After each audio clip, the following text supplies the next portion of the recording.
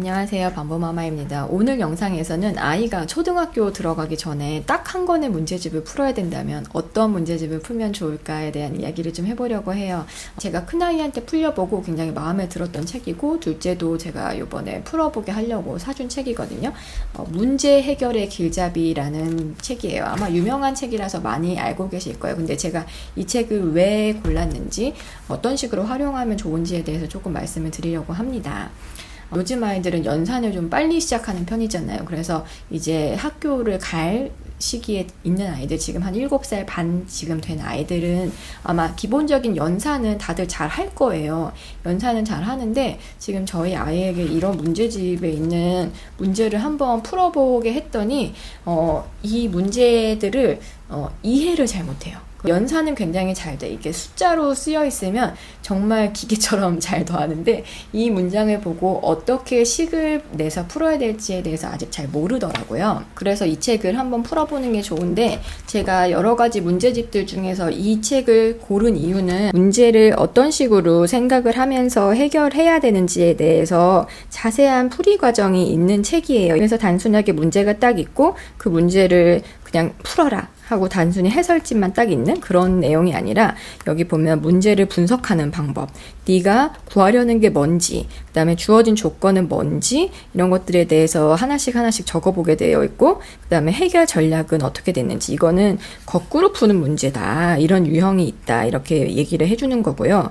그 다음에 풀이 방법을 실제로 모으기와 가르기를 이용하여 거꾸로 생각을 해서 한번 풀어봅시다 하면서 서술형 문제를 풀어가는 방식으로 이렇게 문제를 풀어가고 있어요. 그래서 문제에서 구하는 거, 주어진 것, 해결 방법, 그 다음에 풀이 이렇게 차근차근 나와 있고, 아이가 이제 따라가면서 바로 안을 채워가면서 하나씩 풀어볼 수 있도록 되어 있어요. 뒷부분은 같은 유형의 문제가 이제 똑같이 계속 나오는데, 솔직히 이게 1학년 과정이긴 한데 1학년 과정치고는 조금 어려워요.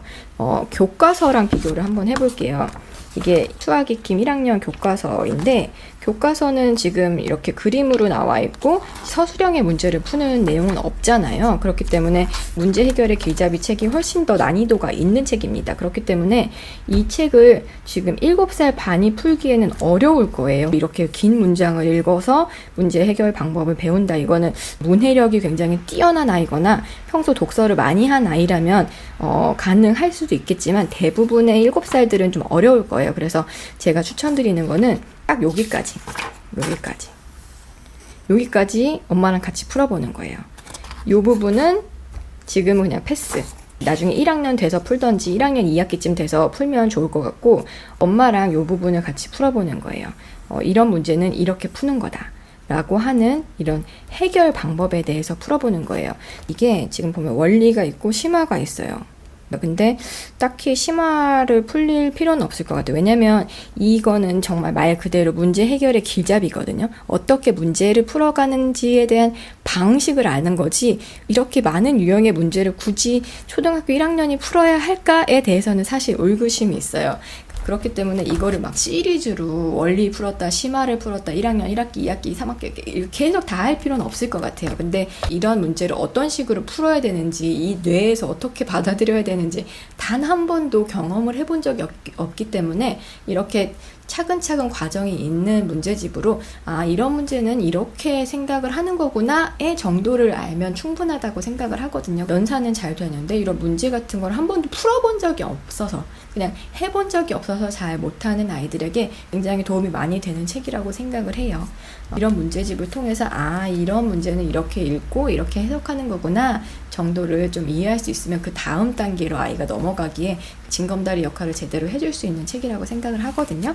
1학년 갔을 때 단원평가 같은 거를 보시는 선생님이 있을 수도 있거든요. 학교마다 좀 다르고 선생님들마다도 다르기 때문에. 근데 이제 그런 문제에는 이런 단순한 연산 문제 말고 약간의 서술형이 가미된 이런 문제들이 있을 수 있어요. 학원 테스트에서도 또 볼 수 있죠. 우리 애가 진짜 막 곱셈 나눗셈까지 다 하는 애인데 이걸 못 풀어? 이럴 수 있어요. 근데 그걸 못 푸는 게 아니라 해본 적이 없는 거예요. 그러니까 그래서 한번 해보면 돼요. 시리즈로 다 살 필요가 없는 게, 다 목차가 똑같아요. 다 푸는 방식의 목차가 다 동일하기 때문에 하나를 좀 제대로, 그래서 이런 문제 유형들은 뭐 이렇게 푸는 거야, 이걸 알면 굉장히 충분한 것 같아요. 목차를 잠깐 보여드리면, 목차가 이제 식을 만들어서 해결하기, 그림 그려 해결하기, 거꾸로 규칙 찾아, 조건 찾아, 그다음에 그림을 그려라, 뭐 조건을 찾아라, 뭐 이렇게 돼 있죠. 근데 이 목차가 지금 보니까 다른 학년들 책들도 똑같더라고요. 저희 둘째가 이제 내년 초등학교 가는데 저희 둘째 같은 경우는 토도 수학을 되게 열심히 해가지고 연산 되게 잘해요. 연산 잘하는데 이거를 한번 해보게 했더니 잘 못하더라고요. 그래서 지금부터 이제 방학 때까지 한번 이 책을 해보려고 합니다. 그래서 지금 7살 반인 친구들, 그리고 지금 1학년인 친구들, 근데 1학년인데 연산만 했지 이런 문제를 한 번도 풀어본 적이 없다 하면 이 문제집을 추천을 좀 드릴게요.